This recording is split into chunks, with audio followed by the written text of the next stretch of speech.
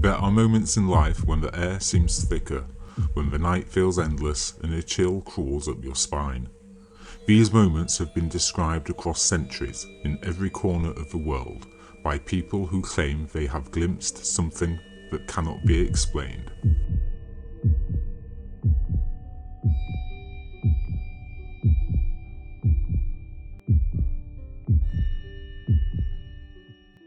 Spirits of the departed, echoes of the lives once lived, have fascinated, terrified, and inspired humans for thousands of years. From ancient cave paintings to modern-day paranormal investigations, they have left traces in stories, in art, and culture. But what exactly is a ghost? Some believe it is the soul of someone trapped between the living and the dead. Others say it is energy, residual echoes of a past moment, replaying like a broken recording. And still, others argue that ghosts are purely psychological, born from grief, fear, or the imagination. Every culture has its own interpretation of spirits. The ancient Egyptians believed that the soul, or Ka, continued to exist after death, needing proper rituals and offerings to remain at peace. In Celtic traditions, the Samhain, a festival marking the boundary between the living and the dead, was a time when spirits could cross into our world. And in Japan, the Yurei, restless souls bound by strong emotion, are often depicted as pale figures with long black hair wandering in search of closure. As we explore the world of ghosts, keep in mind that what one culture celebrates as a protective ancestor, another may fear as a haunting presence. Ghosts, in essence, reflect our deepest question. What happens after death? Do we linger or do we fade away?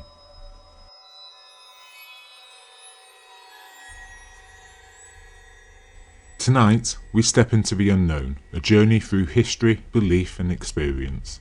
From fleeting shadows and unexplained noises to full-blown hauntings that defy reason. This is the realm where science and superstition collide. This is the world of ghosts. But before we can explore hauntings, we must first ask, what exactly counts as a ghost? Some encounters are fleeting, like a shadow darting across a hallway or a cold breath on the back of your neck.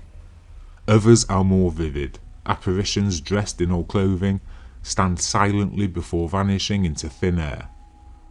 But are all of these experiences ghosts or something else entirely? There are many theories. Some suggest that ghosts are spirits, souls of the dead who remain tethered to the world of the living, unable to move on due to unfinished business, trauma or deep emotional ties. Others propose the idea of residual hauntings, moments from the past imprinted onto a place like a recording, replaying over and over without consciousness or intent. And then there are the skeptics. Psychologists argue that the human mind under stress or grief can conjure illusions, hallucinations born from memory, longing or fear. To them, ghosts are not real entities but reflections of our emotions painted onto the canvas of reality by our imagination. So, what counts as a ghost? A spirit, a memory, or a trick of the mind? The answer may depend on who you ask and what you believe. Not all ghosts are the same. In fact, those who study the paranormal often divide them into different types based on their behaviour and nature. The most common is the residual haunting, a repeating echo of the past, a soldier marching through a battlefield for instance, a woman crying in a hallway. They do not interact, they do not see us, they simply reply like a loop in time. Then there are intelligent hauntings.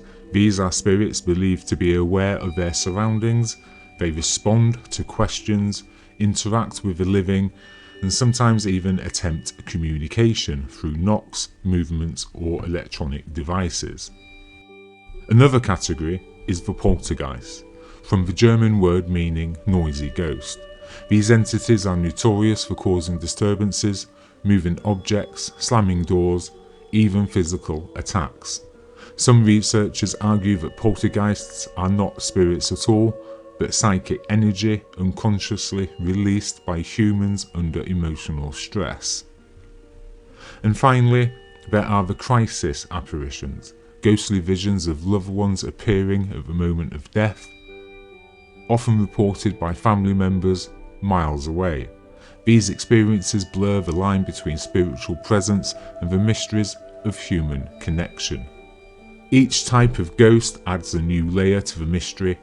Are they fragments of memory, conscious beings, or simply shadows cast by our own fears? Ghosts are not only seen, they are often heard. Across countless accounts, people describe unexplainable sounds, footsteps in empty corridors, tappings on windows, disembodied voices calling their names. Some hear faint whispers, others hear full sentences spoken in the dark when no one else is present. One of the most chilling aspects of ghostly encounters is the phenomena of knocks and bangs. Paranormal investigators often report patterns of rapping sounds, sometimes responding intelligently to questions, other times echoing without reason. Voices too play a role. Through electronic voice phenomena, or EVP, investigators capture mysterious recordings or phrases, names, and cries that were not heard at the time, but appear later upon playback. Whether these sounds are true evidence of spirits or the brain searching for patterns in random noise, they remain among the most compelling and terrifying aspects of the ghostly experience. A ghostly encounter can begin as something subtle, an uneasy feeling, a fleeting shadow, or a cold spot in a warm room, but for some reason it escalates into something far more disturbing.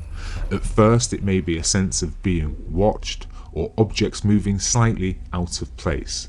Then comes a sound, the footsteps, the whispers, the knocks. As the activity grows, doors slam, lights flicker, and the apparitions may fully manifest. These full-blown hauntings can take a toll, not only physically but emotionally. Families report sleepless nights, feelings of dread, even illness and despair. But what transforms a random sighting into a haunting? Some believe it is tied to trauma or violent events from the past. Others argue that hauntings feed on the energy of the living, growing stronger through fear and attention. Whatever the cause, the journey from a whisper to a haunting leaves one thing clear. Once you've experienced it, you are never the same. Perhaps the most terrifying aspects of ghostly encounters is possession.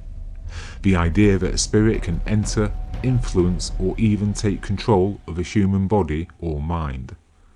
Accounts of possession exist in nearly every culture. In Christianity, exorcisms are performed to cast out demons or restless souls.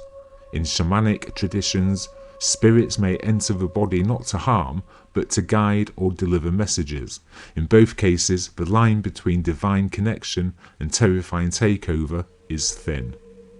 Possession cases often involve sudden personality changes, unknown languages, violent outbursts, or superhuman strength. While skeptics attribute these events to mental illness, cultural influence, or the suggestion that believers hold that they are the ultimate proof of a spiritual realm. Whether metaphor, illness, or something truly supernatural, possession remains one of the most feared and controversial elements of the ghostly lore. Ghosts occupy a strange place between belief and doubt, fear and fascination. To some, they are proof of life after death, a reminder that the soul endures beyond the body. To others, they are tricks of the mind, shaped by culture, emotion, and imagination. But perhaps the truth lies somewhere in between. Perhaps ghosts are not meant to answer our questions, but to remind us of them. So the next time you hear a whisper in the dark, or feel a chill in an empty room, Remember, countless generations before you have felt the same.